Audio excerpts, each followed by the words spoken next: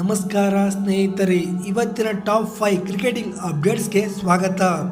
ಅದಕ್ಕಿಂತ ಮೊದಲು ನೀವು ಕ್ರಿಕೆಟ್ ಅಭಿಮಾನಿಯಾಗಿದ್ದರೆ ಈ ವಿಡಿಯೋಗೊಂದು ಲೈಕ್ ಮಾಡಿ ಹಾಗೂ ಚಾನಲ್ನ ಸಬ್ಸ್ಕ್ರೈಬ್ ಮಾಡಿಕೊಳ್ಳಿ ಸ್ನೇಹಿತರೆ. ಅಪ್ಡೇಟ್ ನಂಬರ್ 1, ವಿರಾಟ್ ಕೊಹ್ಲಿ ನಾಯಕತ್ವದ ಬಗ್ಗೆ ಅಚ್ಚರಿ ಹೇಳಿಕೆಯನ್ನು ನೀಡಿದ ರವಿಚಂದ್ರನ್ ಅಶ್ವಿನ್.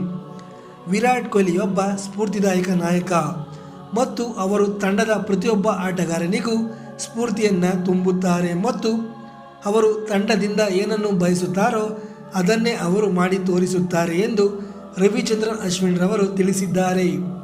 ಅಪ್ಡೇಟ್ ನಂಬರ್ 2, ನಾನು ಗಿಲ್ಕ್ರಿಸ್ಟ್ ರವರ ದೊಡ್ಡ ಅಭಿಮಾನಿಗಳು ನನ್ನನ್ನು ಗೂರ್ಗವ್ ಗಿಲ್ಕ್ರಿಸ್ಟ್ ಎಂದು ಕರೆಯುತ್ತಾರೆ.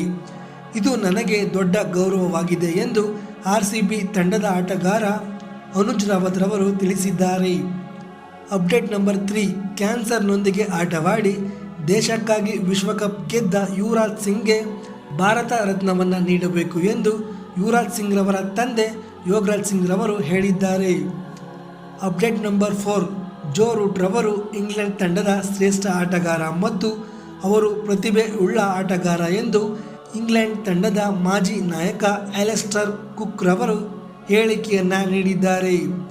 ಅಪ್ಡೇಟ್ ನಂಬರ್ 5, ಸೂರ್ಯಕುಮಾರ್ ಯಾದವ್ ರವರು ಬುಚ್ಚಿಬಾಬು ಟೂರ್ನಮೆಂಟ್ನಲ್ಲಿ ಕೈಗೆ ಗಾಯ ಮಾಡಿಕೊಂಡಿದ್ದು ಟೂರ್ನಿಯಿಂದ ಹೊರಹೋಗಲಿದ್ದಾರೆ.